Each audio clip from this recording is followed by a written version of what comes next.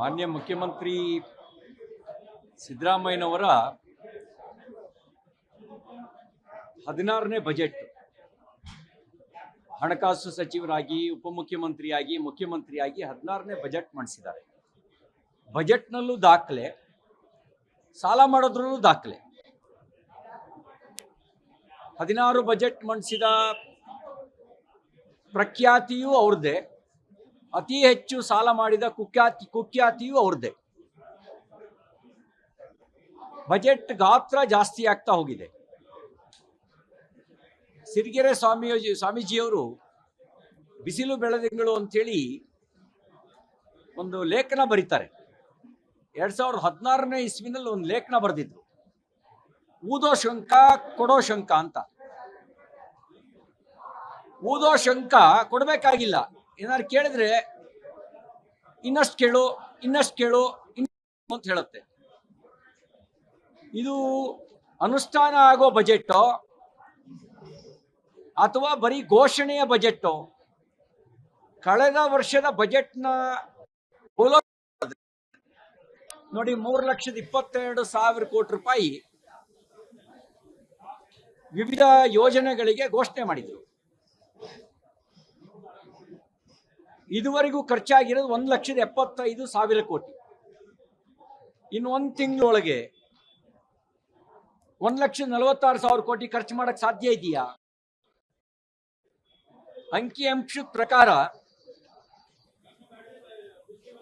ವೆಚ್ಚ ಆಗಿರೋದು 54% ಮಾತ್ರ, 54% ಮಾತ್ರ ಆಗಿರೋದು. ಇನ್ನು 46% ಇನ್ನೊಂದು ತಿಂಗಳೊಳಗೆ ಖರ್ಚು ಮಾಡಕ್ ಸಾಧ್ಯನಾ? ನಮ್ಮ ಆದಾಯದಲ್ಲಿ ₹1 ಇನ್ನಲ್ಲಿ ಯಾವ್ಯಾವ್ದ್ರ ಮೂಲಕ ಬರುತ್ತೆ? 27% ಸಾಲದಲ್ಲಿ, 27% ಸಾಲ, 19% ಅಬ್ಕಾರಿ. ಬರೀ ಗಂಧದ ನಾಡು ಅಂದ್ರೆ ಸಾಕಾಗಲ್ಲ. ಗಂಧದ ನಾಡು ಅಂತ ಹೇಳ್ತಾ ಕುಡುಕರ ಬೀಡು ಅಂತಲೂ ಕರಿಬಹುದು ಅನ್ನೋ ಲೆವೆಲ್ಲಿಗೆ ಅಬ್ಕಾರಿ ಆದಾಯದ ನಿರೀಕ್ಷೆ. ಅವ್ರು ಕುಡಿದ್ರೆ ತಾನೇ ಇವ್ರಿಗೆ ಇನ್ಕಮ್ ಬರೋದು, ಕುಡಿಯೋರು ಕುಡಿದ್ರೆ ತಾನೇ ಇನ್ಕಮ್ ಬರೋದು. ಹಾಗಾಗಿ ಆದಾಯದಲ್ಲಿ 20% ಅಬ್ಕಾರಿಯಿಂದ, 27% ಸಾಲದಿಂದ. ಇದು ಕಲ್ಯಾಣ ರಾಜ್ಯ ನಮ್ದು ಅಂತ ಹೇಳ್ಕೊಳಕ್ಕಾಗುತ್ತಾ? ಮತ್ತೆ ತನ್ನ ಬಜೆಟ್ನಲ್ಲಿ ಕೋಮುವಾದಿ ನೀತಿಯ ಮುಂದುವರಿಕೆ. ಇವರ ಜಾತ್ಯತೀತತೆ ಅಂದ್ರೆ ಒಂದ್ ಕಣ್ಣಿಗೆ ಬೆಣ್ಣೆ, ಒಂದ್ ಕಣ್ಣಿಗೆ ಸುಣ್ಣ. ಎಷ್ಟೋ ಸಮುದಾಯಗಳಿಗೆ ಊರಾಗ ಸ್ಮಶಾನನೇ ಇಲ್ಲ. ಅವ್ರಿಗೆ ಮೊದಲು ಉಣಕ್ ಜಾಗ ಕೊಡ್ರಿ, ಆಮೇಲೆ ನೀವು ಕಾಂಪೌಂಡಾರ ಕಟ್ರಿ, ಕ್ವಾಟರ್ನಾರ ಕಟ್ರಿ.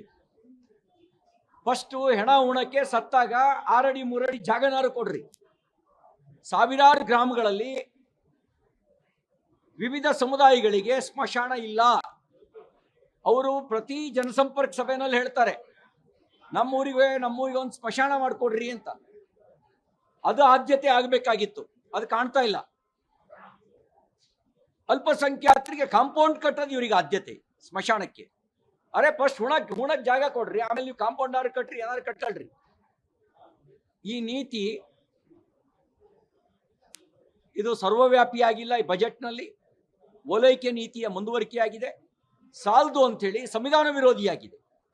ಯಾವುದನ್ನ ಬಾಬಾ ಸಾಹೇಬ್ ಅಂಬೇಡ್ಕರ್ ಮತೀಯ ಆಧಾರಿತ ಮೀಸಲಾತಿಯನ್ನ ನಿರಾಕರಿಸಿದ್ರೋ ತನ್ನ ಸಂವಿಧಾನ ರಚನೆಯ ಸಂದರ್ಭದಲ್ಲಿ, ಇವರು ಮತೀಯ ಆಧಾರಿತವಾಗಿ ಮೀಸಲಾತಿಯನ್ನ ಗುತ್ತಿಗೆದಾರರವರೆಗೂ ವಿಸ್ತರಣೆ ಮಾಡಿದ್ದಾರೆ. 2 ಕೋಟಿಯವರೆಗೆ ಮತೀಯ ಆಧಾರಿತ ಮೀಸಲಾತಿಯ ವಿಸ್ತರಣೆ ಆಗಿದೆ. ಇದು ಸಂವಿಧಾನ ವಿರೋಧಿಯಾಗಿರ್ತಕ್ಕಂಥದ್ದು. ಇದನ್ನ ನಾವು ಸದನದ ಒಳಗೂ ವಿರೋಧಿಸಿ ಹೋರಾಟ ಮಾಡ್ತೇವೆ, ಸದನದ ಹೊರಗೂ ಕೂಡ ಹೋರಾಟ ಮಾಡ್ತೇವೆ.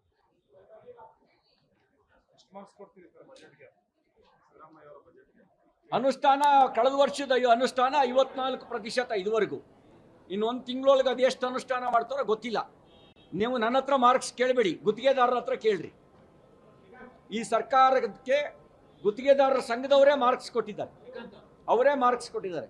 ಜನಸಾಮಾನ್ಯರನ್ನ ಕೇಳಿ, ಪೆಟ್ರೋಲ್ ದರ ಏರಿಕೆಗೆ ಎಷ್ಟು ಮಾರ್ಕ್ಸ್ ಕೊಡ್ತೀರಿ ಅಂತ ಅವ್ರನ್ನ ಕೇಳಿ, ವಿದ್ಯುತ್ ದರ ಏರಿಕೆಗೆ ಎಷ್ಟು ಮಾರ್ಕ್ಸ್ ಕೊಡ್ತೀರಿ ಅಂತ ಜನಸಾಮಾನ್ಯರನ್ನ ಕೇಳಿ, ಹಾಲು ಆಲ್ಕೋಹಾಲ್ ದರ ಏರಿಕೆಗೆ ಎಷ್ಟು ಮಾರ್ಕ್ಸ್ ಕೊಡ್ತೀರಿ ಅಂತ ಜನಸಾಮಾನ್ಯರನ್ನ ಕೇಳಿ, ಬರ್ತ್ ಸರ್ಟಿಫಿಕೇಟ್, ಡೆತ್ ಸರ್ಟಿಫಿಕೇಟ್ ಬೆಲೆಯನ್ನು ಏರಿಸಿರುವಂತ ಯಾವ್ದಾದ್ರು ಒಂದು ಸರ್ಕಾರ ಇದ್ರೆ ಅದು ಕಾಂಗ್ರೆಸ್. ಡೆತ್ ಸರ್ಟಿಫಿಕೇಟಿಗೂ ರೇಟ್ ಜಾಸ್ತಿ ಮಾಡಿದ್ದಾರೆ. ಸತ್ತ ಮೇಲೂ ಕೂಡ ಅವನೇನಾದ್ರು ಇಲ್ಲೇ ಸುತ್ತಾಡ್ತಿದ್ರೆ ಇವ್ರ ಪ್ರೇತ ಅವ್ರ ಪ್ರೇತವಾಗಿ ಇವ್ರನ್ನ ಅವರ್ಸ್ ಕಳೆದೇ ಬಿಡಲ್ಲ. ಡೆತ್ ಸರ್ಟಿಫಿಕೇಟಿಗೂ ದರ ಏರಿಕೆ ಮಾಡಿದ್ದಾರೆ, ಸ್ಟಾಂಪ್ ಡ್ಯೂಟಿ ಹೆಚ್ಚಳ ಮಾಡಿದ್ದಾರೆ. ಇದಕ್ಕೆ ಎಷ್ಟು ಮಾರ್ಕ್ಸ್ ಕೊಡ್ತೀರಿ ಅಂತ ಕೇಳಿ. ಬೆಂಗಳೂರಿನವ್ರಿಗೆ ಕೇಳಿ, ಒಂದು ಪ್ಲಾನ್ ಸ್ಯಾಂಕ್ಷನ್ಗೆ 100 ರೂಪಾಯಿ ಲಂಚ ಕೊಡಬೇಕಲ್ಲ, ಎಷ್ಟು ಮಾರ್ಕ್ಸ್ ಕೊಡ್ತೀರಿ ಅಂತ ಕೇಳಿ. ಆ ಜನ, ಬೆಂಗಳೂರು ಜನ ಮಾರ್ಕ್ಸ್ ಕೊಡ್ತಾರೆ. ನಾವು ಬಿಡಿ, ನಾವು ಬಿಜೆಪಿಯವರು, ನಾವು ವಿರೋಧ ಪಕ್ಷದವರು, ನಮ್ಮ ಹತ್ರ ಹೊಗಳಿಸ್ಕೊಳ್ಳೋದು ಸುಲಭ ಅಲ್ಲ.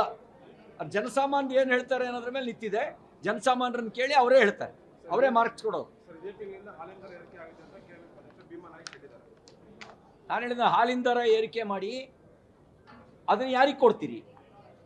ಹಾಲಿನ ದರ ಏರಿಕೆ ಮಾಡಿ ರೈತರಿಗೆ ಕೊಡ್ತೀರಾ? ಮೊದಲ 656 ಕೋಟಿ ರೂಪಾಯಿ ಸಬ್ಸಿಡಿ ಬಾಕಿ ಉಳಿಸ್ಕೊಂಡಿದ್ರಲ್ಲ, ಅದನ್ನು ಕೊಡ್ರಿ. ರೈತರ ಹಾಲು ಉತ್ಪಾದಕರ ಸಬ್ಸಿಡಿಯನ್ನು ಬಾಕಿ ಉಳಿಸ್ಕೊಂಡಿರೋದನ್ನು ಮೊದಲು ಕ್ಲಿಯರ್ ಮಾಡಿ, ಮತ್ತು ಅದನ್ನು ಪೂರ್ಣ ರೈತರಿಗೆ ವರ್ಗಾವಣೆ ಮಾಡಿ.